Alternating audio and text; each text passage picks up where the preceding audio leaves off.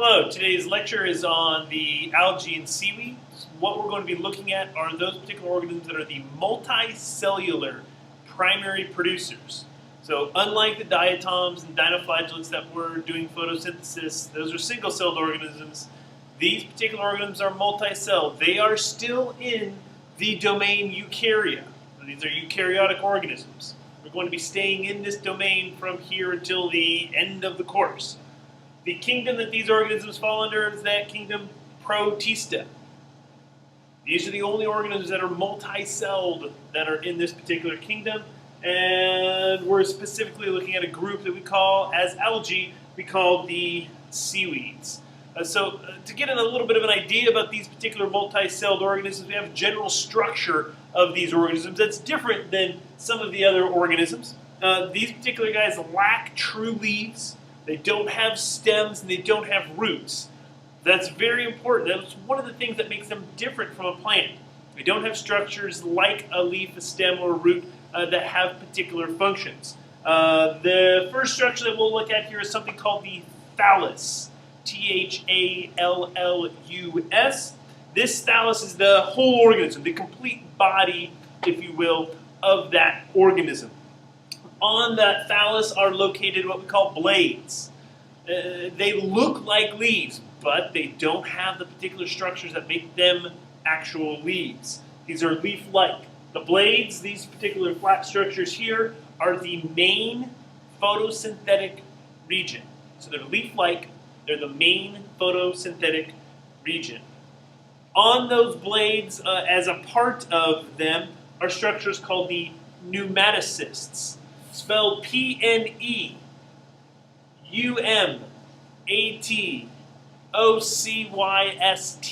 pneumatocyst, and in plural, pneumatocysts.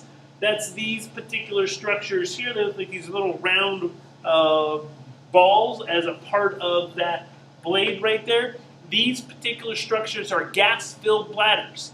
They actually help to raise those blades up towards the surface, again, towards the light. The next part is called the stipe, S-T-I-P-E. This is the stem-like structure. It's very distinctive. You might think of it kind of like the trunk of a tree. It's not. The trunk of a tree, again, has very, very specific functions and structures within it. This does not. But this is the stem-like structure. It provides support, and the blades originate from the stipe. And then lastly, we have a structure called the holdfast. That's this picture over here. This is on the bottom of these particular organisms. It looks like roots, but it is not roots. It does not absorb any nutrients or water for these organisms. The only purpose of the holdfast is to hold fast, to attach the thallus, the body, to the bottom, anchor it down. The unique thing about the holdfast is that these particular structures cannot penetrate into soft areas. Sand, for example. They need the hard stuff to penetrate into and onto and into the crevices. That would be rocks. So any of these particular algae that have a holdfast, we'll talk about them here in a moment, are restricted to only being located on hard bottom areas, or what we call the substrate. Now the types of seaweeds that we're going to be looking at, there's three main types. Don't write these down just yet, you will in a moment. The green algae, the brown algae, and the red algae. And the key thing here is to understand, you don't need to write it down, just understand that it's very difficult sometimes to recognize these particular main types of algae in nature based strictly on their color. Because sometimes the green algae is not green, it's more brown. And the brown algae is not necessarily brown, it's a little more green, or maybe it's a little more red, or the red algae is a little more brown, etc. So we have to analyze and look at these particular organisms a little bit better. So let's do that. Let's take a look at the green algae first.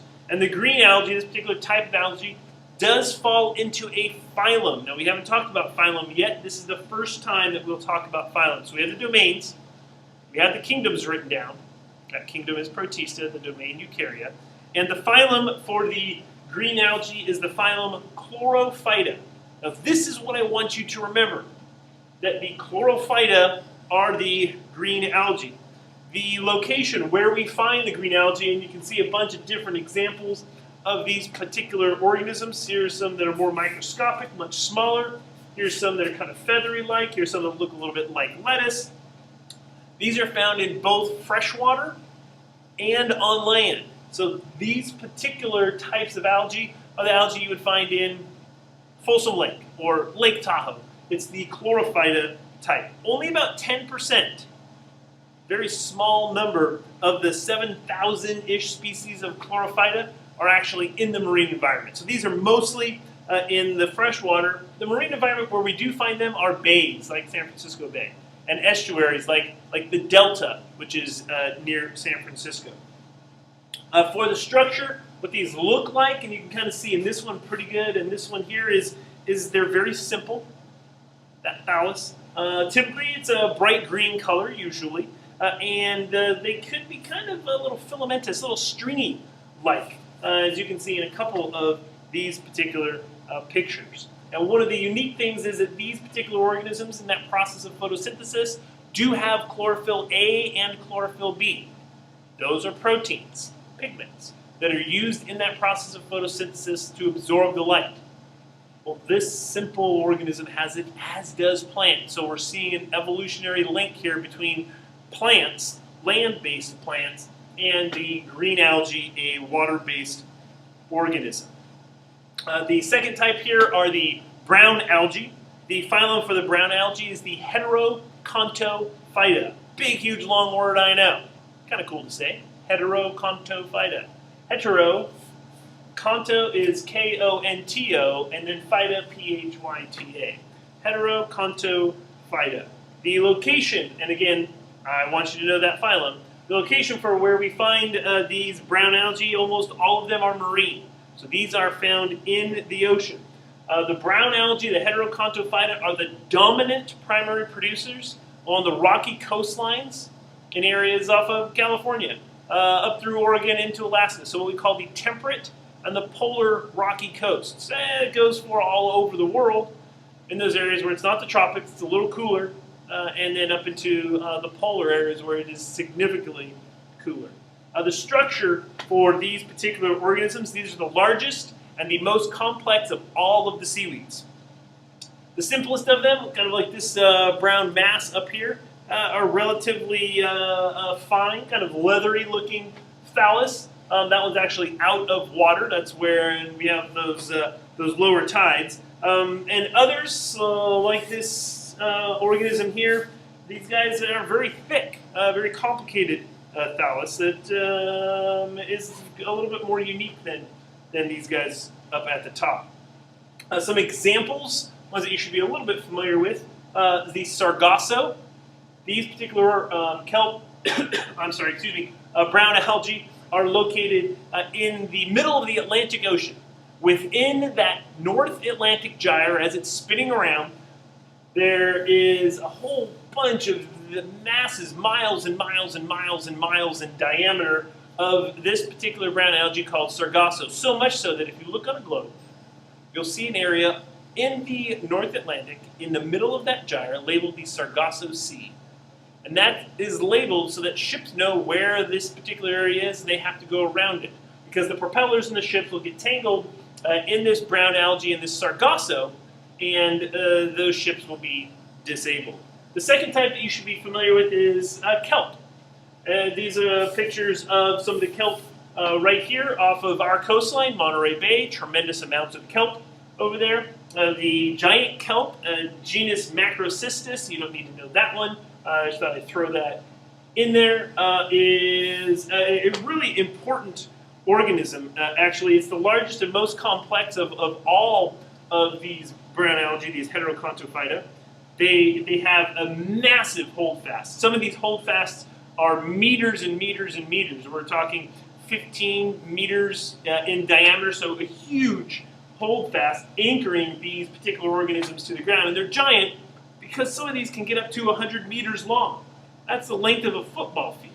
Now, the reason that they're only about 100 to 120 meters in length is because when they're really teeny small and first attaching down onto the bottom, onto that rocky area, well, they need sunlight to do photosynthesis. And the sunlight doesn't extend much deeper than that, about 100 to 120 meters. So they have to be shallower, but still we're talking about 300 feet long organisms here.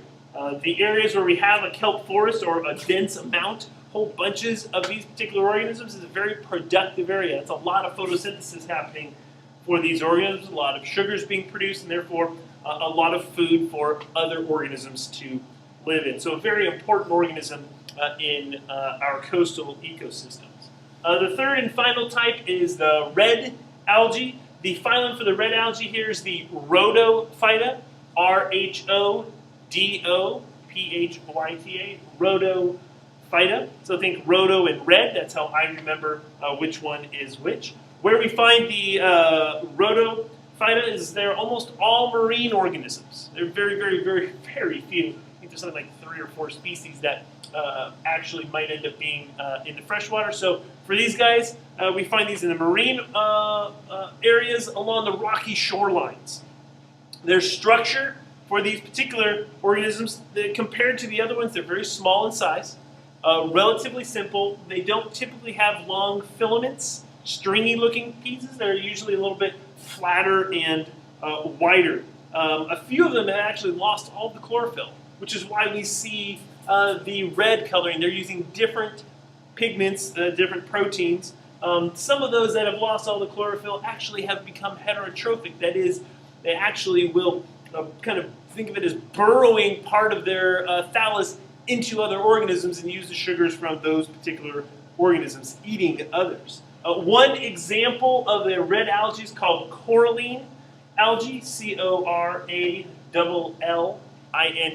coralline algae. And this particular type of Rhodophyta, or the red algae, is very unique. Here's some right down here. They actually are able to absorb that calcium carbonate that's in the water, same substance that organisms use for their shells, that corals use for their skeletons, and they absorb it into their cell walls so that they're very, very, very, very strong. And these particular algae will actually grow over the surface of rocks, over the cracks and separations between 2 different rocks, and act as a cement, cementing these rocks together. People who have saltwater aquariums call these particular organisms, when they're on this rock, they call the rock live rock. It's now a living organism that's covering this particular rock. These are really important in coral reef areas, or any reef areas, because they're cementing and holding those rocks together so that they aren't separated and breaking apart when waves hit into them. Lastly, here is the economic importance of these particular organisms. Algae has a pretty big role to play in our lives, though we don't really think about it. We actually have organizations, companies who do seaweed farming. Here's a ship that is actually doing that. Over on the side over here of the ship, you can see it's kind of got stuff piled over the side. Those are huge piles of seaweed. So the ship just cruises through these seaweed forests and actually removes about the top 2 meters, which is about 6 feet. So it's about as tall as I am, of those stipes and fronds, and lifts them into the ship, and then it'll take those back in. The cool thing about doing this type of farming is that the algae, especially these giant kelp plants, grow really, really fast. Takes them about 6 feet, about 6 days in order to regrow the part that has been farmed. So it's about 1 foot a day. That's a tremendous amount of growth. The other economic importance is that we use seaweed, particularly the Rhodophyta and the Heterodontophyta, in creating some gelatinous type chemicals. Things called algin and carrageenan and agar. And algin is actually used a lot to keep cheeses and ice cream. I got the ice cream here. Smooth, and so they don't separate into all these different components that are making them up. The carrageenan gives body and substance to dairy products. And agar is actually used quite a bit in science. The gel electrophoresis, those gels that we use to separate DNA and make DNA fingerprints, that's used, that comes from this agar, this substance that seaweeds are producing. If you've ever opened up a can of what I call wet dog food, canned dog food, and there's that like jelly-like substance on the top, oftentimes it's this agar, that jelly-like substance that helps to keep it a little bit moister and fresher in that can for an extended period of time. In some laxatives, we have this agar in there. It helps to get things to slide on out. So some of those jelly-like substances that we use, that's actually coming from that agar. We're going to actually do a little bit of an activity where we'll look at some of some fairly common things that you might be utilizing that has some of these chemicals in them. And so that's some of the economic importance, and that's it for the notes here on our multicellular primary producers, the algae and seaweeds, within the domain Eukarya and the kingdom Protista, and then we looked at those 3 different phylums.